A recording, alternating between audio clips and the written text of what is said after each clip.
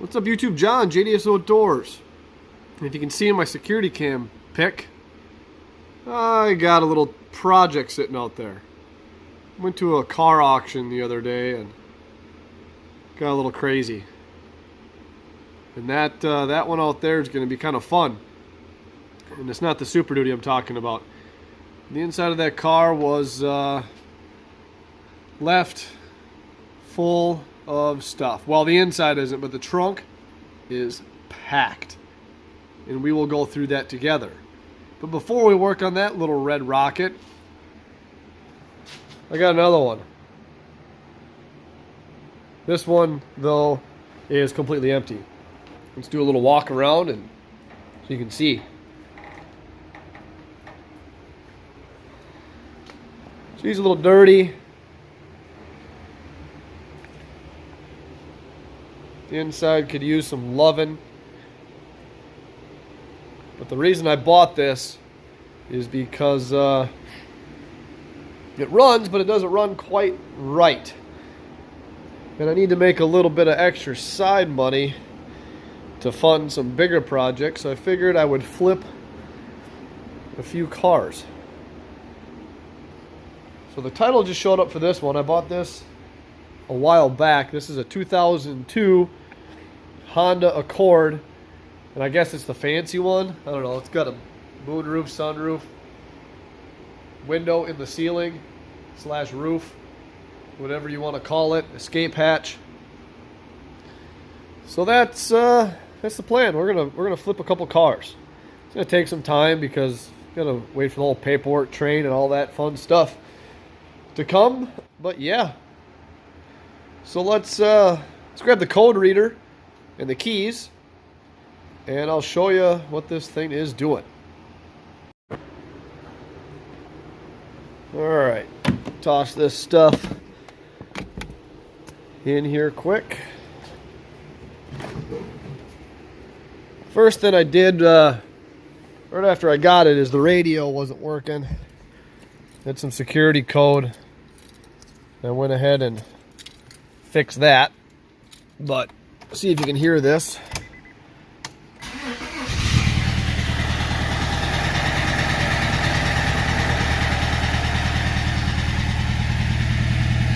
You only got 179,000 miles, and for a Honda, that ain't bad. You can see her or hear that she runs a little rough. Let's go down and plug her in. So we got the pocket scan hooked up here. Let's turn the key on and see what codes we got.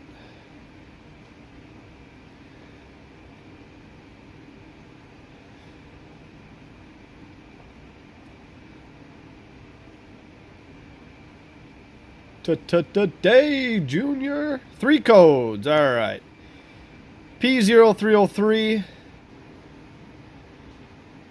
P1399, and 1456. So let's look those up, and I'm going to go ahead and erase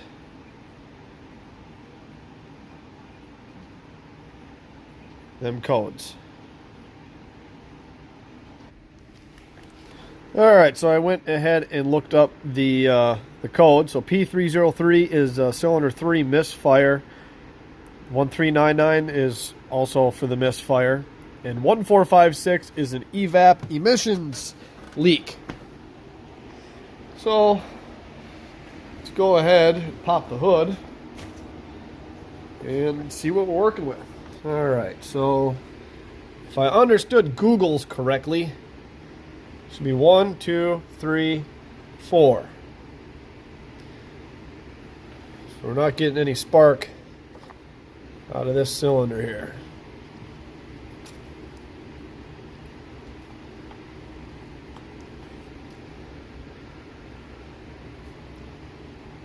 Well, let's do first things first. Let's look at the spark plug and see what she looks like.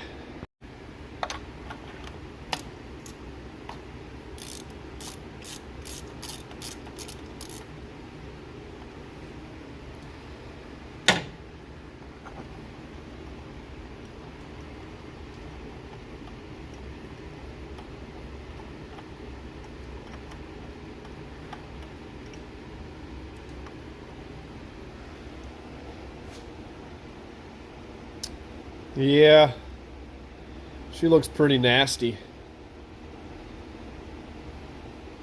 So that's not very good. Let's run a compression test on that cylinder to see if we even have compression in it. And then if we have compression, we will carry on with further test to diagnose it. I mean, we could just start throwing parts at it, go get new plugs, wires, distributor cap, rotor, whatever's underneath that. I don't know. I haven't looked. And obviously this thing needs to be cleaned. She's ugly. But compression test, here we come. All right, got her hooked up, and I went ahead and pulled the spark plug wires from the rest of the spark plug so she doesn't start. Let's go turn it over a few times and see what we're working with.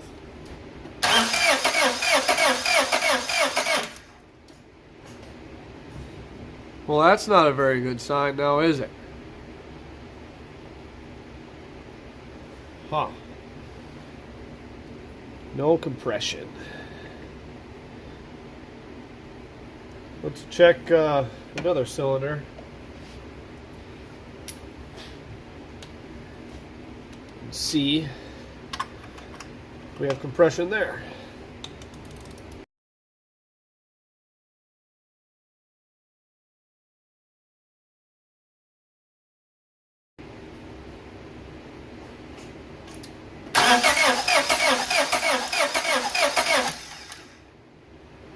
Compression on that cylinder. And since we're on this compression train, might as well just check all of them, huh?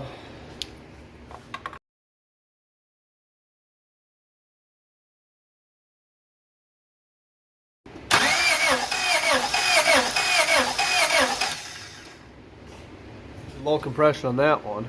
That ain't good. That must be where the must be a bad head gasket leaking into cylinder 2. Let's check out cylinder 1.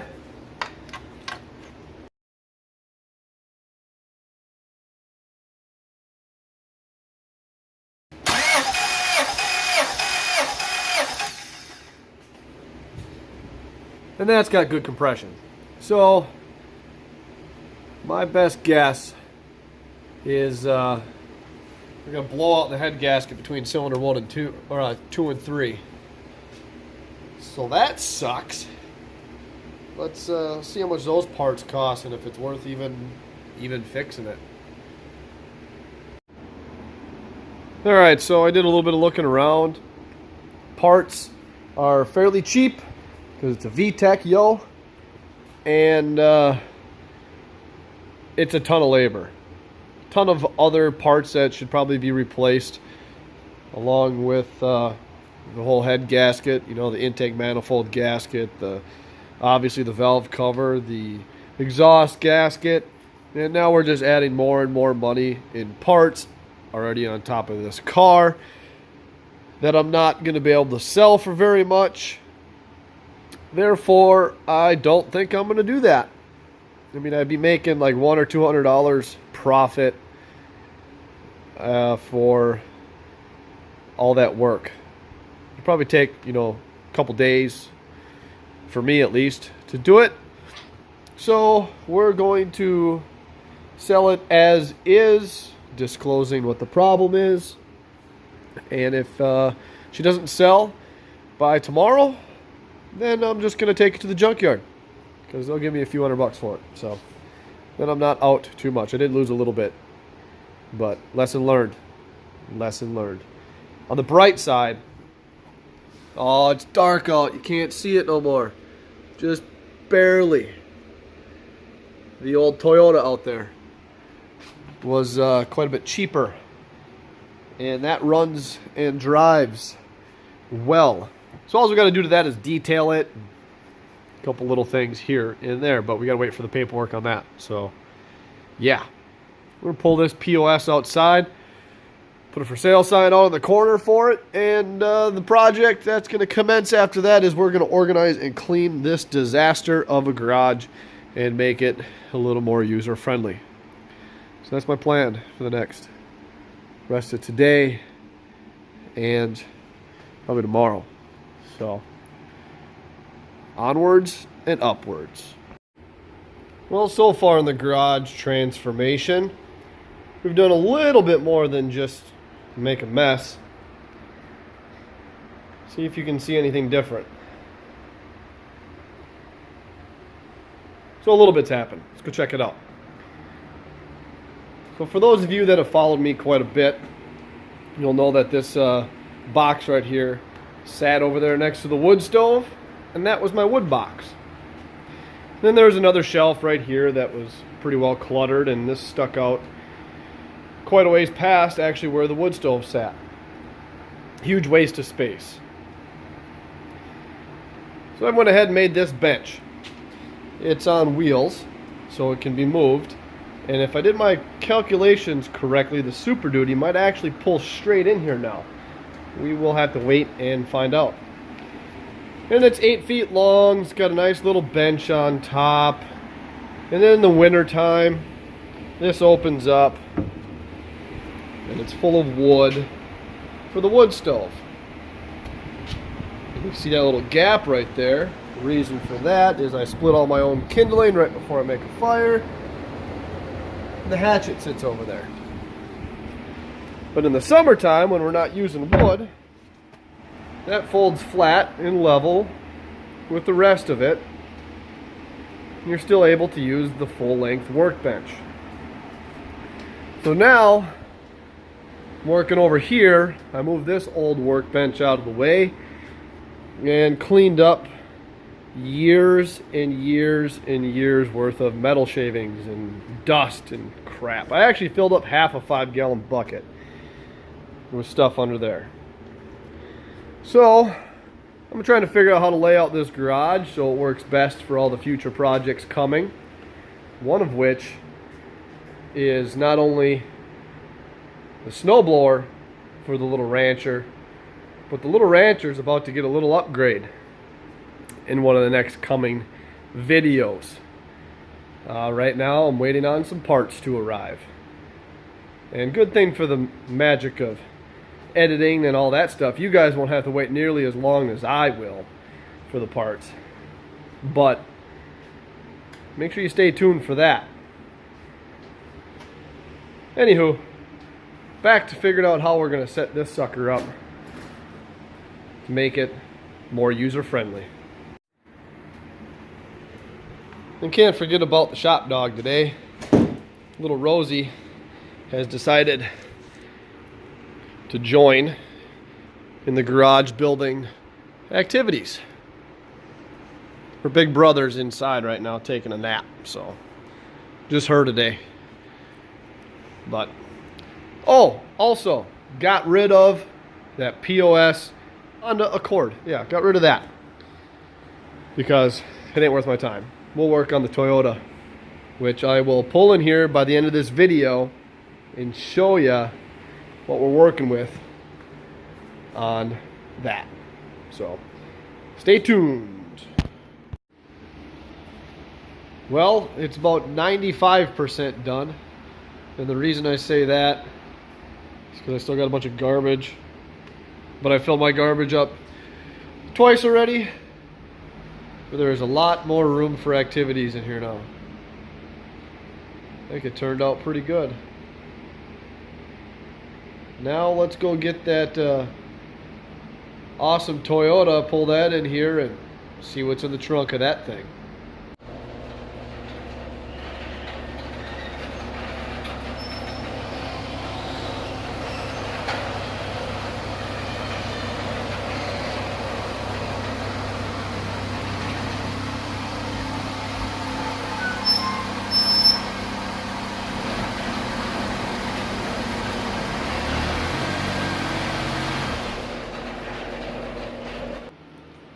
Well, there she is in all her glory. The beautiful paint peeling 2000 Toyota Corolla. Little auction car I picked up. Let's take a look on the inside. It's not too bad, except for somebody pooped on the driver's seat, but that's okay. We'll take care of that later. Back seat's got a custom sub box and some clothes and a few other little knickknacks. This car's got 207,000 miles on it, so it's not even broken yet. And this is going to be the exciting part. I haven't looked through this at all, but the trunk is packed. And that backpack weighs about 40 pounds. So let's go ahead and go through this and see what's all in it. We're going to start off by going through the backpack here and see what kind of goodies are in this. And that's going to do it for today's episode of JDS Outdoors. A lot happened in this video. We scrapped a car, we cleaned the garage, and we're going through this one. So if you want to see what was in the trunk of this car, make sure you subscribe and stay tuned to the next video. Also, we got projects coming with the Honda and all kinds of other things happening. So as always, thanks for watching JDS Outdoors.